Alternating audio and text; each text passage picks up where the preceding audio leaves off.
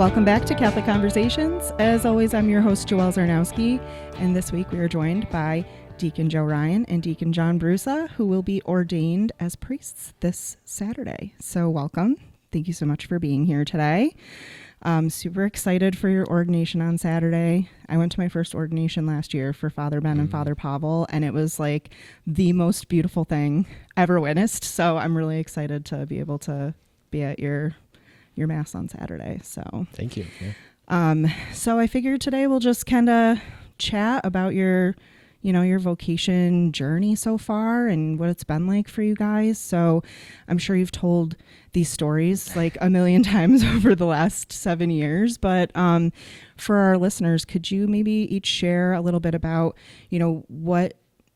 what it's been like for you, like when you felt that call originally, if there was anything that inspired you to even start discerning priesthood, like what did that look like for you guys? Whoever wants to go first.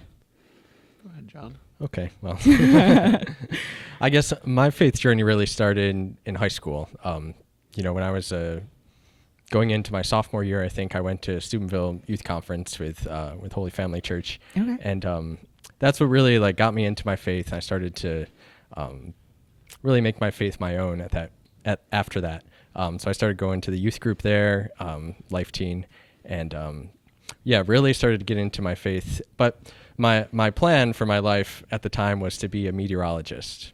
Okay. I wanted to be the the weather guy on TV every morning. So much so in high school I had my own little weather segment on the morning announcements. That's so cool. Everyone would always come to me and ask "Oh, are we gonna have a snow day tomorrow?" So I put these little forecast graphics together. And, I love that. Yeah, it was great. But so that's what I wanted to do with my life. And as I got more into my faith, I obviously loved my faith and thought that I still wanted to be a meteorologist. Then come senior year of high school, it's time to start applying to colleges.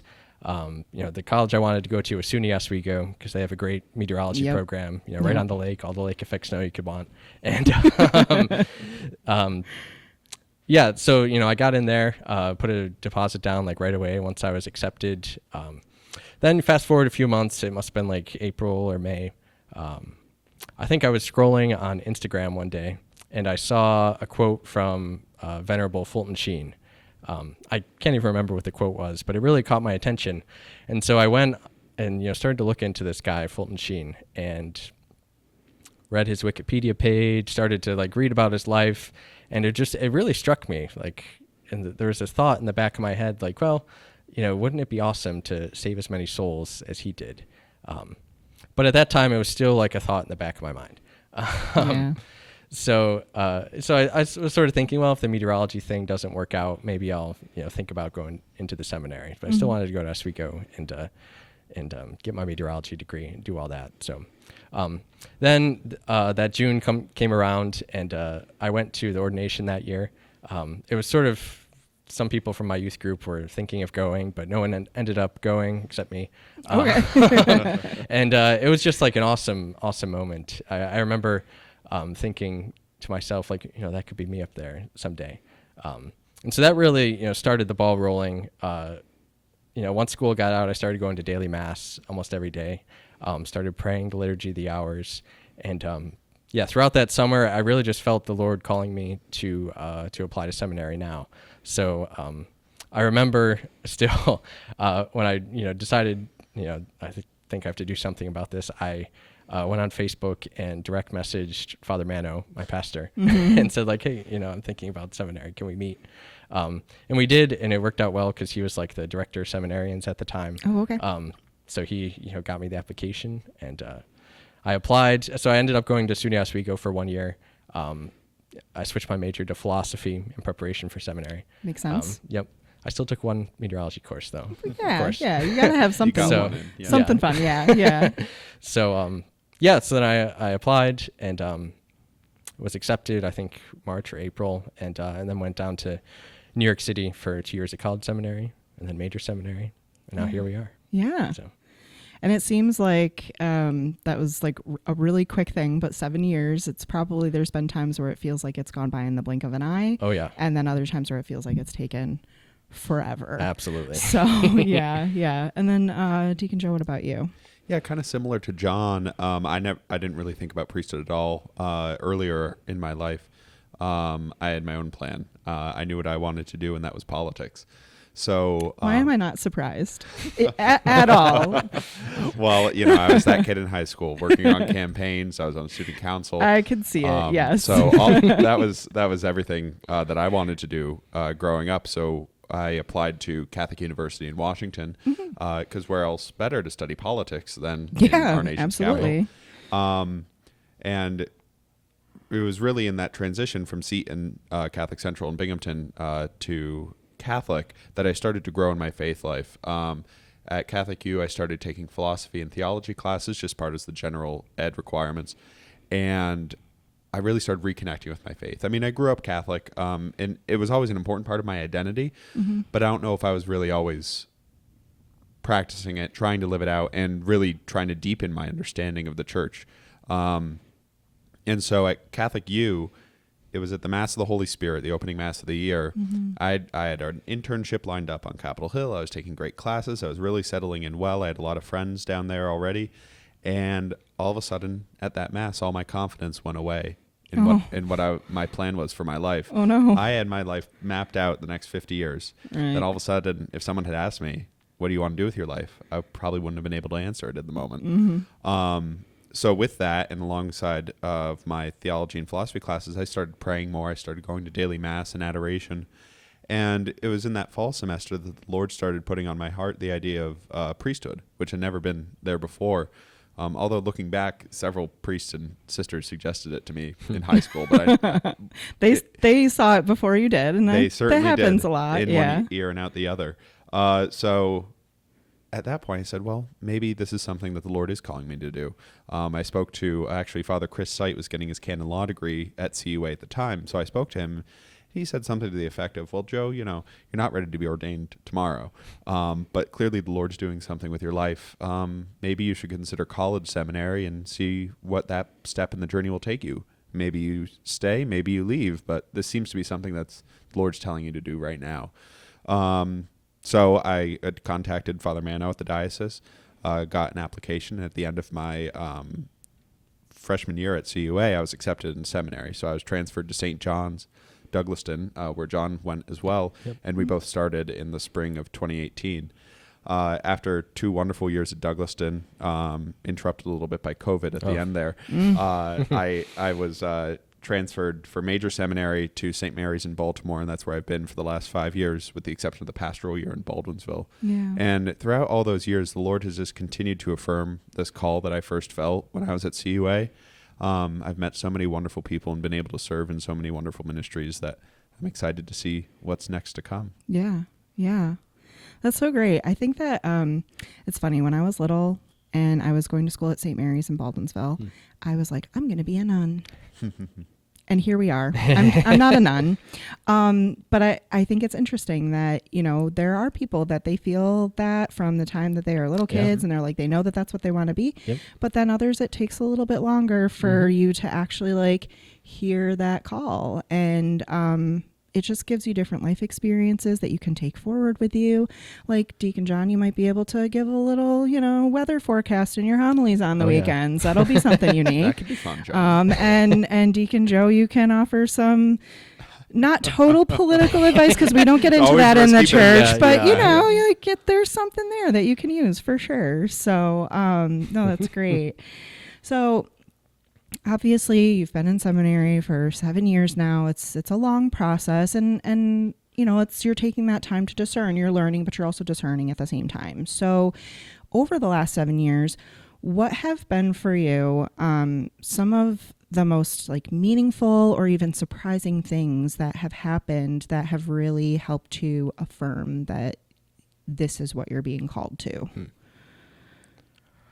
I think for me, as Joe said, we both started college seminary in New York City.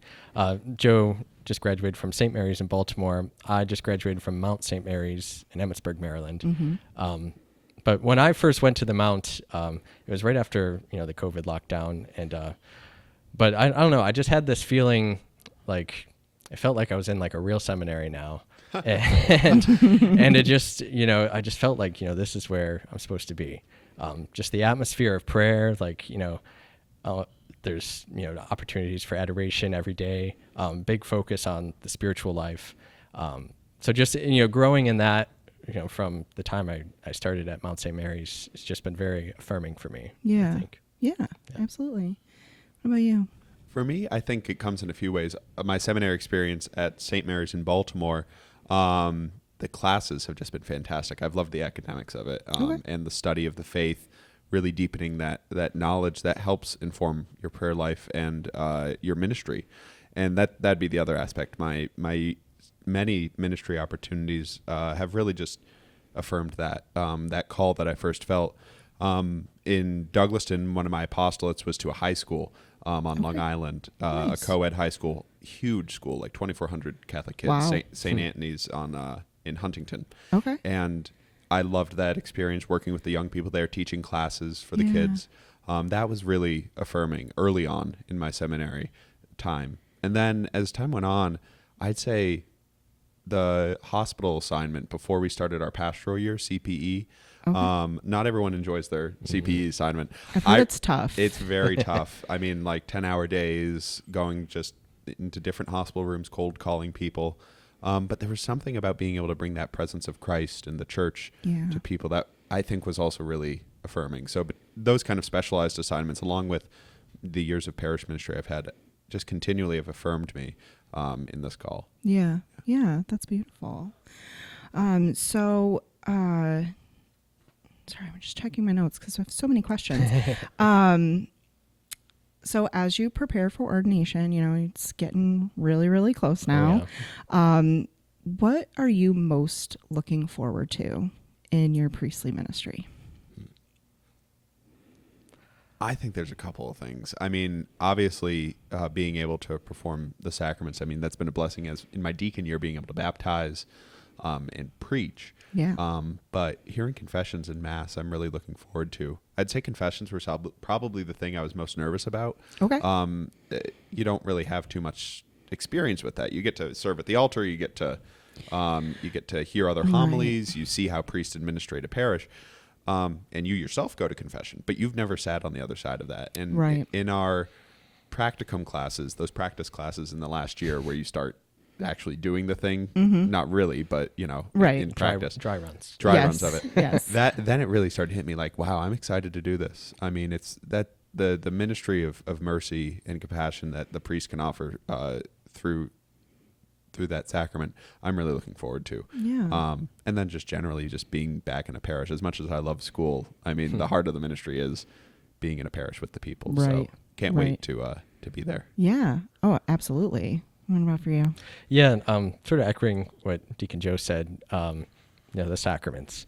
My spirituality, I like to say, is very liturgical in the sense, I love the liturgy, I love the Mass, and, I pray with the readings every day and, the text of the Mass. And I really see that as how the Lord is speaking to me and speaking to all of us, that particular day and so on. So to be able to celebrate the Mass is going to be, amazing. Yeah. I've been practicing a few times a week, dry runs, as we said, to make sure I have it all down. So it's still going to be a little nerve-wracking the first time, I think. Oh, sure. But sure. Really looking forward to that. Yeah. Also, as Joe said, the confessions, that is something that terrified me going into this year. Okay. Yes. I don't know if it's, in general, but at least at my seminary, we break into small groups and like one of the priest faculty members, role plays as the penitent. And so to sit there with like your rector saying like, oh, I'm a 14-year-old girl and these are my sins. It's very weird. Yes. But, but that's the only way you can practice it. So it throughout this past semester through the practicum, it's really gone from something that I, feared a lot to something I'm really, looking forward to doing. So, yeah. Oh, that's great. So, obviously your ordination Mass will be the first time that you're able to celebrate during the Eucharist. Right. And then you'll have your first Masses the next day in your home parishes. So that'll be really exciting for both of you, I'm sure. And then Now, my understanding is there's like a tradition of you give something to your parents. Is it at your ordination or at your first mass? It could be either. Some guys also do it in private too. Okay. Okay. But yeah, the tradition is, I think it's your mother gets the maniturgia, correct? So the maniturgia is just it's a linen cloth that traditionally is wrapped around a newly ordained priest's hands during the ordination rite when the bishop anoints your hands with oil. So it absorbs some of like the chrism oil that was used to anoint your hands. And the tradition is you give that to your mother and then she's buried with it. Oh, okay. Which is very beautiful. Yeah. And similarly with your father, the tradition is you give him the stole that you hear your first confession with, and he's buried with it as well. Wow, that's really powerful. Yeah. And such a beautiful symbol of like the example that vocations really, they start at home. I mean, your family is a huge part of it. And your parish communities are a huge part of that as well. So I'm sure that they're all really excited to celebrate with you too. I see your parishes post stuff all the time, so I know that they are celebrating you guys, which is great. So before we wrap up, speaking of vocations, what advice would you offer to any young men who are contemplating vocation to the priesthood? Maybe they've heard that call, but they're just kind of like, I don't know if this is really where I should be going. I don't know if that's what I'm really meant to do. What would your advice be for them? I would echo the words of St. John Paul II and our new Pope Leo XIV. Do not be afraid. There's nothing to fear.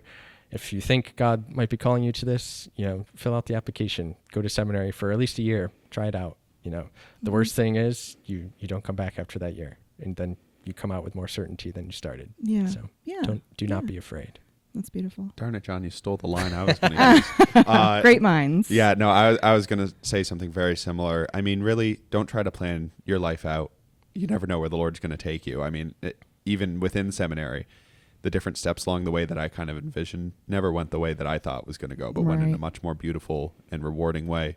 So I'd say to a young man thinking of priesthood, if you're thinking of it, give it a shot. Like John said, if the Lord's putting this on your heart right now, give seminary a year or two, apply, go in. I have many friends who've been in seminary for a year, 2 years, 3 years, and then realized that that's where they needed to be then, but the Lord wasn't calling them to be priests. And I'm still close friends with them, and they're better men for the years they spent in seminary. So be not afraid, give the Lord a chance, and either he's going to turn you into a wonderful priest, or he'll just turn you into a better Catholic man who can go off back into the world to be a husband and a father. So either way, give the Lord, the time that he needs to work with you. Yeah, absolutely.